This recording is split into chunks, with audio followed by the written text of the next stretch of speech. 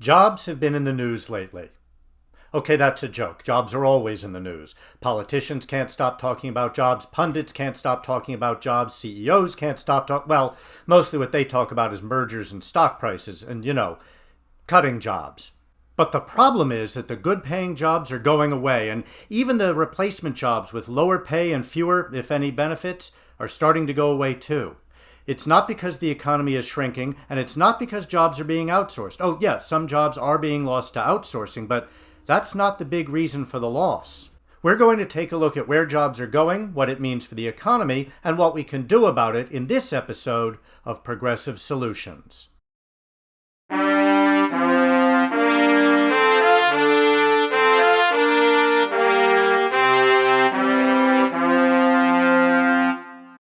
As always, I want to hear from you. What do you like? What do you think I missed? What other ideas do you have? That's what the comments section is for, so let me know your thoughts. It has been a fascinating first year at Progressive Solutions. If you've enjoyed the videos and want us to do more, the best things you can do are hit that subscribe button below and spread the word. We need to let a lot of people know that there are a lot of Progressive Solutions. So, if jobs aren't mostly lost to outsourcing, where do they go? Here's a chart of manufacturing output versus manufacturing jobs in the U.S. since 1987. Notice that while output has risen by about 50% in that time, jobs have been cut by about 30%. That's a loss of almost 15 million manufacturing jobs from what we should have with current output. The stuff is being made here, so the jobs aren't going to China or Mexico. The work is being done here, but it's being done by computers and robots. Technology is taking those jobs away from workers. And as technology replaces workers, profits rise and wealth increases. But all of that wealth is going to the very few at the very top. Workers, millions of American families, are losing out. And it's getting worse. Technology is replacing even the low-paid jobs in retail, customer service, and distribution. Self-serve checkouts and automated telephone helplines have already begun to cost millions more jobs. Robots are also replacing warehouse workers. And when self-driving trucks hit the road, truckers will be sitting on the side looking for work as well. If we haven't reached the tipping point yet where automation kills jobs faster than we create new ones, we will soon. For a while, that'll mean a spectacular increase in our country's wealth. But if all that new wealth continues to funnel to the very top, eventually the entire economy will crash under that top-heavy weight. And that'll make the crash of 2008 look like a picnic. Even 1929 won't look so bad by comparison. We need to institute a fundamentally new approach to the economics and power structure of our society, one that responds to 21st century realities with 21st century solutions. Amazingly, while some of the things we need to do are new to most Americans, none of them, not one, is entirely new. But first, we need to cleanse ourselves of a notion that is so ingrained in the American psyche that removing it will actually feel painful to many of us. This is the notion that having a job is by itself noble and moral. Now let's take a look at that. The idea of a job didn't even exist until the agricultural revolution. Before then, humans were hunter-gatherers and people worked together for the benefit of their small community. Even with the advent of domesticated crops and animals, it's likely that farm work was, at first anyway, considered more of a community responsibility than what we would think of as a job. Eventually, though, enough wealth was created and maintained that specialization began to take off. Somewhere between the rise of cities and the beginning of writing is probably when the first jobs in the modern sense, that is, doing work under the rule of an employer, were created. Jobs in the modern sense first emerged as a significant economic factor in ancient Roman times, but they didn't last past the fall of Rome. The medieval period, at least in Europe, saw very few people with jobs, except for some temporary apprenticeships. Of course, there was the landlord-serf relationship, but serfs were little better than slaves. They belonged to the land, which meant they belonged to the landlord. Not what anyone would call a job. With the Industrial Revolution, however, an entirely new class of job was created. Now, huge numbers of employees would work for a single employer. At first, employers would decide on wages, benefits, and working conditions, but with the rise of unions, workers eventually gained sufficient freedom over their own lives that having a job could also mean having a fulfilling life. In the meantime, the Puritan ethic that work was noble and moral became twisted into the notion that a job was noble and moral. Puritans didn't generally have jobs. They worked for themselves and their communities. Conflating hard work with having a job is the result of decades of robber baron propaganda. Now, this propaganda is designed to keep employees from demanding more than bare minimum wages and benefits. A second piece of propaganda that also serves this purpose is the notion that bosses work harder than employees. Try putting a CEO or a middle manager with a newly minted MBA on a sales floor or in a restaurant or stocking shelves for a few months. Most of them would crumble under the weight of actually having to do a job. Or give a developer a hard hat and a jackhammer. That should be interesting. A third bit of propaganda is that low-wage jobs are low-wage because they're unskilled. Now, I've flipped burgers and I've worked in retail, and I have a news flash for you. Even running a cash register is a skilled position. So, having a job is by itself nothing noble or moral. And jobs are disappearing faster than new ones are created. And finally, the new jobs that are created pay far less than the ones being lost. This is a problem, but it is solvable. We need to remember that most wealthy people have most, if not all, of their wealth as the direct or indirect result of an inheritance. Some have inherited wealth directly via bequests from dead relatives or trust funds or businesses handed down to them. Most inherited wealth indirectly as relatives provided them with access to the best schools or business contacts or training in how to be wealthy. And, oh yeah, family loans.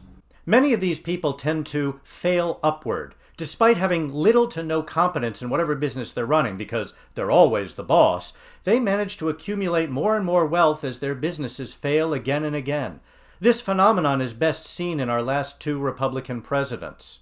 The wealth that billionaires have amassed didn't come out of nowhere. They got a huge leg up from their parents, and they inherited, if not the actual money, at least the means and the pathways by which they could acquire it.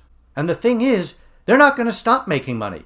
Jeff Bezos had to pay his ex-wife a quarter of all he owned, and before long he was wealthier than ever. Bill Gates has literally been giving away billions of dollars, and he too is wealthier than ever. So we don't have to worry about taxing a large portion of their wealth. Just like a lizard that can lose a leg and regrow it, billionaires' wealth will regrow. But it's not about just cutting off a wealthy lizard's leg and expecting it to grow back. The craziness of the recent pandemic notwithstanding, those billionaires need continued economic growth in order to continue to get wealthier. The rest of us need to have the result of that growth flow to everyone rather than just those at the top. So, how do we manage it? How do we fundamentally change the system? Recycle wealth.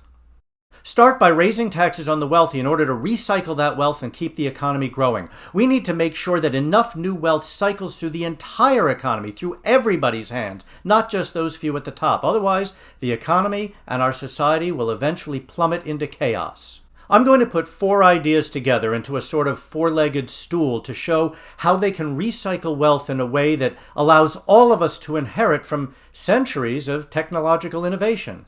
Yes, we can all inherit. The first leg is providing health care for everyone. I'm starting with this idea because we already know that providing health care for everyone can actually save money.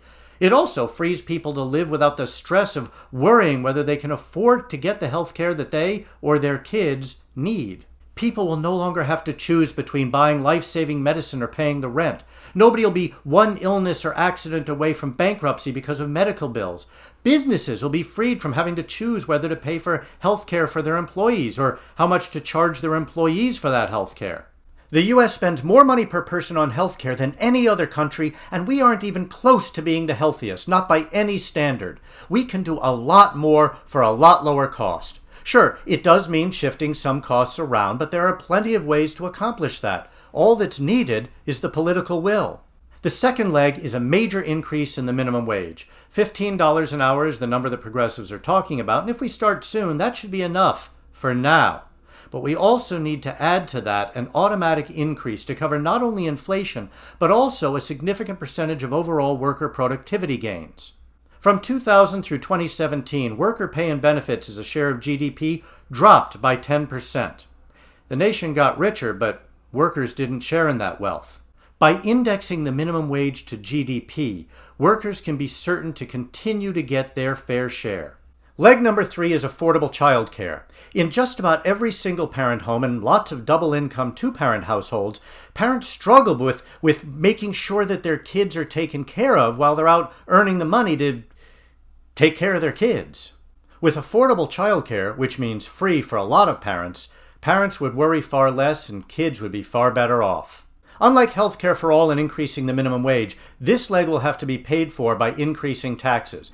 And that means taxing those who can most easily afford to pay. But we're not done taxing the wealthy in order to recycle that wealth, because leg number 4 is...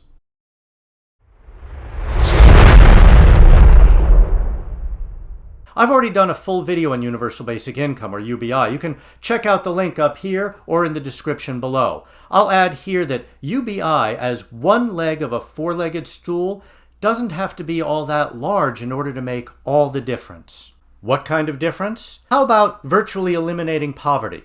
How about giving a single parent a decent standard of living on a minimum wage job and having the resources to move up? How about a two-parent household having the option of one parent staying home even if the other parent is only making minimum wage? How about young adults being able to manage with a part-time job while they learn more skills to move into or move up in their desired field? How about an economy that booms because a lot of people have the means to increase demand, and increasing automation provides the supply to keep prices down?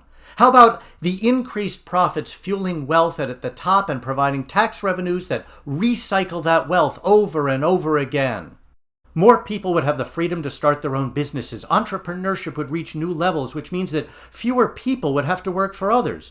You know, have a job. Recycling wealth begins by understanding that a job is just a job and not a moral obligation. Opening the benefits of inheriting the wealth caused by automation to everyone in society could finally be that rising tide that lifts all boats. And yes, even the yachts that are being taxed at higher rates. And that's the true moral responsibility of the wealthiest society in human history. Thanks for watching. Stay progressive.